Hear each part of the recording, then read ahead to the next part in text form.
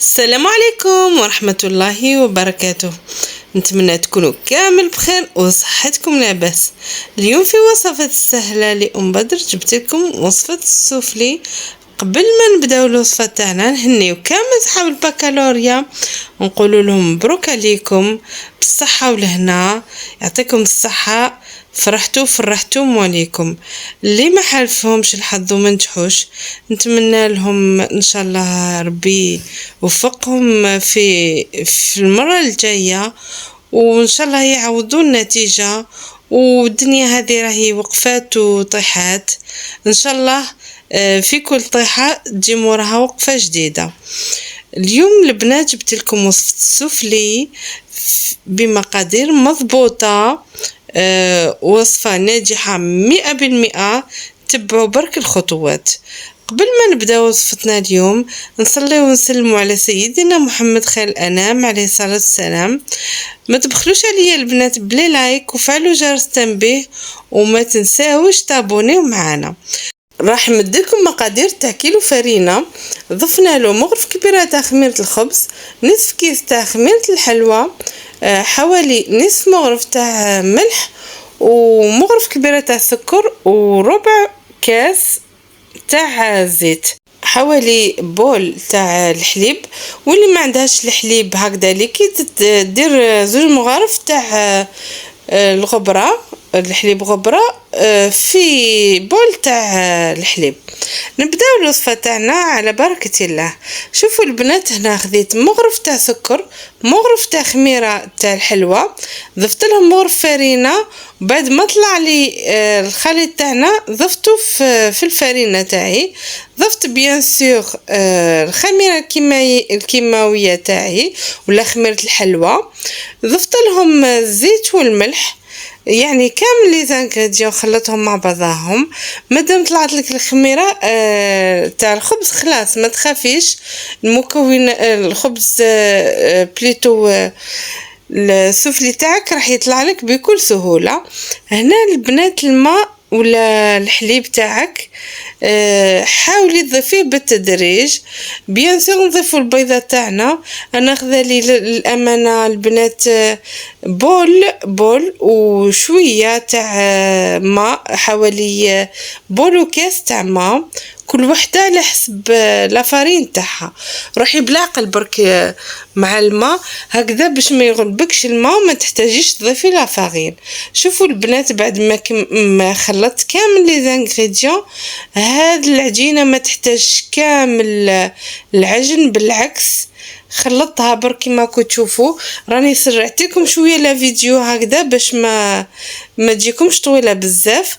بعد ما خلطت لي زانغريديون برك وحطيتهم خمروا لي حوالي ساعه الى ربع مع هذه السخانه، ورحت حضرت الحشو تاعي، درت لهم حشو اقتصادي جدا. شوفوا البنات، هنا خذيت حبه ونصف تاع البصل كما تشوفوا، ضفت لهم حوالي ربع مغارف تاع الزيت. بيان سور ضيفي لهم رشه الملح هكذاك باش تذبلك البصل وما تتحرقلكش. ضفت لهم حبه من الترشي ولا الفلفل. بعد ما ذبلوا وبدا يدخل لهم الطياب، ضفت لهم زوج حبات تاع طوماطيش كما تشوفوا. بالنسبه ليزيبيس ما درتش بزاف ليزيبيس، درت لهم برك الفلفل الكحل ورشه تاع الملح.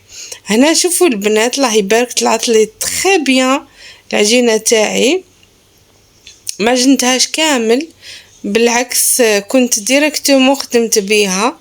كما تشوفوا صدقوني العجينه هذه ناجحه 100%.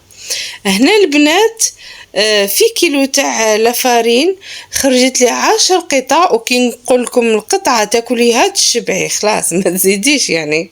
الله يبارك، خرجوا لي دي سوفلي كبار. انا خذيت كمية كيلو. تقدري تقسمي الفرينة على النص وديري 500 غرام على حسب أفراد العائلة تاعك. 500 غرام راح تخرج لك 5 حبات تاع سوفلي كبار، وانتيا احسبيه على حسب افراد العائله تاعك، يعني صراحه هي حبه ما تزيديش. شوفوا هنا الحشو يبقى اختياري، انا خيرت حشو اقتصادي، كان عندي هذا الفرماج تاع لي بورسيون، ودرت هذيك التكتوكه اللي كنت حضرتها معكم. ضفت شويه طون للذوق برك كما كنتوا تشوفوا، حشو اقتصادي بسيط. شوفوا البنات هنا باش ما يخرج لكمش الحشو حاولوا تغلقوه بالطريقه هذه، طريقه واضحه معاكم في الصوره، شغل ديري ضفيره تاع العجينه تاعك في الاطراف. هنا البنات خدمت لكم الحبه الاولى، وقبل ما تدخليها الفرن خليها الزيت تطلع شويه في حوالي 10 دقائق الى 7 دقائق هكذاك. زدت حضرت معكم حبه واحده اخرى باش نوري لكم بيان الطريقه اللي كنت خدمت بها. بعد ما حليت العجينه تاعي ضفت الحشو ديريكتومون، الحشو اللي كنت قلت لكم هو عباره عن تكتوكه وحبه فرماج، تقدري ديري اي نوع كان عندك متواجد في الدار، سيرتو هذاك الفرماج لي رابيوه راح يمدلنا ذوق رائع. ضفت كميه من الطون، وهاي لك طريقه عاودت لكم طريقه الخلق تاع السفلي تاعنا هكذا باش الحشو ما يخرجش معانا.